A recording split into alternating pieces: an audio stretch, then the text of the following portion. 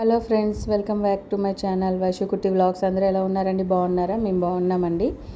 ఈరోజు వీడియోలో రెసిపీ వచ్చేసి ఉప్మా అండి. ఉప్మానే కదా అని అనుకోవచ్చు, బట్ ఇలా మీలో ఎంతమంది చేసుకుంటారో నాకు కామెంట్ సెక్షన్లో చెప్పండి ఫ్రెండ్స్.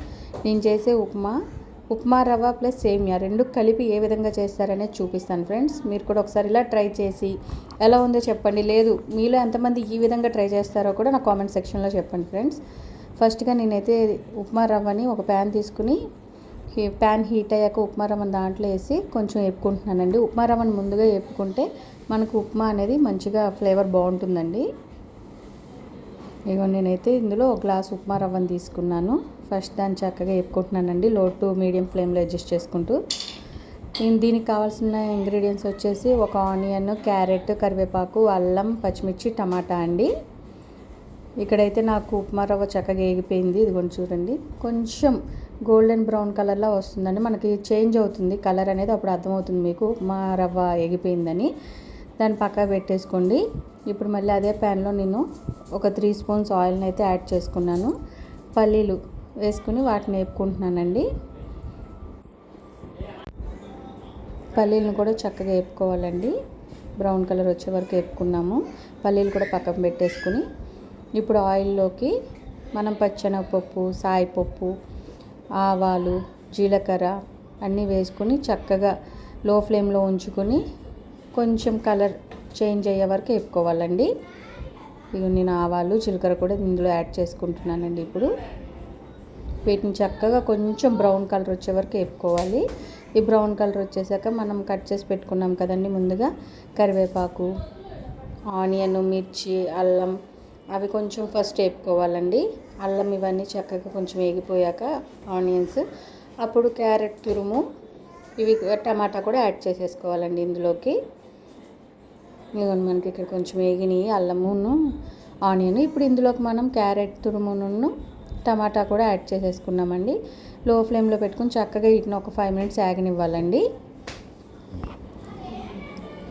ఇదిగోండి చక్కగా ఆగనివ్వాలి, ఇట్లా కలుపుకోవాలండి. ఒకసారి మొత్తం కలుపుకొని ఒక 5 మినిట్స్ ఆగనిస్తే ఇవి చక్కగా మగ్గిపోతాయండి. అప్పుడు మనకి సరిపడిన సాల్ట్ యాడ్ చేసుకుని ఒకసారి మొత్తాన్ని నీట్గా కలుపుకోవాలండి.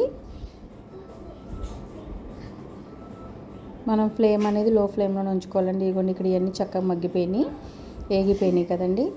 ఇప్పుడు ఇందులోకి నేను ఆల్రెడీ రోస్టెడ్ సేమియానే తీసుకుంటున్నానండి. నేను ఏ గ్లాస్తో అయితే సేమియా ఉప్మా రవ్వను తీసుకున్నానో అదే గ్లాస్తో 3/4 సేమియాని తీసుకున్నానండి. ఒక గ్లాస్ ఉప్మా రవ్వకి 3/4 సేమియా సరిపోతుందండి. ఇదిగోండి ఒక్కసారి నేను ఆ ఇంగ్రీడియంట్స్లోకి సేమియాలను వేసుకుని ఒక్కసారి కలిపేసుకున్నానండి. ఇప్పుడు మనకి ఎంత వాటర్ కావాలో అంత వాటర్ని యాడ్ చేసుకోవాలండి. నేను సేమియాకి ఉప్మా రవ్వకి మొత్తం కలిపి 4 గ్లాసెస్ ఆఫ్ వాటర్ని అయితే తీసుకున్నానండి. నేను ఏ గ్లాస్తో అయితే ఉప్మా రవ్వ సేమియా తీసుకున్నాను అదే గ్లాస్ తోటి 4 గ్లాసెస్ వాటర్ని అయితే యాడ్ చేసుకుని మూత పెట్టుకుంటున్నానండి. మనకి వాటర్ అయితే బాగా మరగాలండి. ఇదిగోండి వాటర్ మరుగుతున్నాయి చూసారా. ఇలా మరిగేటప్పుడు మనం ఉప్మా ఆల్రెడీ రోస్ట్ చేసుకుని పెట్టుకున్నాం కదండి, ఆ ఉప్మా రవ్వని ఇందులో యాడ్ చేసేసుకుని చక్కగా ఉండలేం రాకుండా చక్కగా కలుపుకోవాలండి. నీట్గా కలిపేసుకోవాలి. మనం కలుపుతూనే ఉండాలండి, లేదంటే ఉప్మా రవ్వ అనేది ఉండగట్టేస్తుంది. ఇదిగోండి ఇక్కడ చక్కగా వాటర్లో యాడ్ చేసేసుకుని నీట్గా కలుపుకోవాలండి.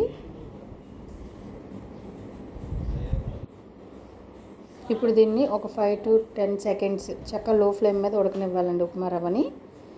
ఇదిగోండి ఫ్రెండ్స్, మీకు ఇంకా కొంచెం గట్టిగా కావాలి అంటే గట్టిగా కూడా అయ్యే వరకు ఉంచుకోవచ్చు. లేదు అంటే ఈ కంటెంట్లో చాలనుకుంటే ఇట్లా తీసేసుకోవచ్చు ఫ్రెండ్స్. నేను లాస్ట్లో స్టవ్ ఆఫ్ చేసేసుకునే ముందు ఒక 2 to 3 స్పూన్స్ గీని అయితే యాడ్ చేసుకున్నానండి.